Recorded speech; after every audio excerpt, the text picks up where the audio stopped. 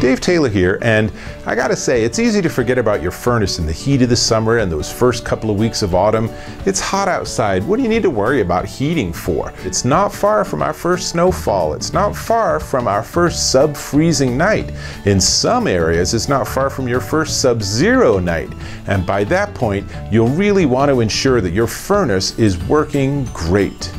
So there are four main signs that instead of a tune-up, you need a new furnace. The first one is that your furnace is more than 15 years old. They don't last forever. The second one is you're paying a ton on energy bills every time your furnace is running. It shouldn't cost a ton to heat your house. Number three, your furnace needs frequent repairs. Like anything else, the more repairs you need, the more you need to think about maybe replacing or upgrading it. And finally, the fourth thing is that your temperature is very uneven throughout your house. That's not a good sign.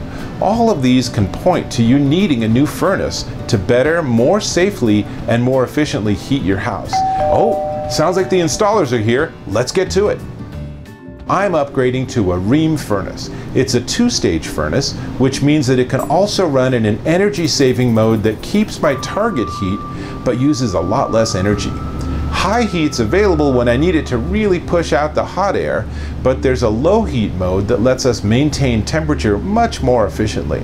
Specifically, I'm installing the Rheem R96 VA085. It puts out 84,000 BTUs of heat and features a two-stage upflow furnace with 96% efficiency and variable speed ECM blower. Not only that, but coupling it with the Rheem thermostat means I'll have control of my temperature in quarter-degree increments.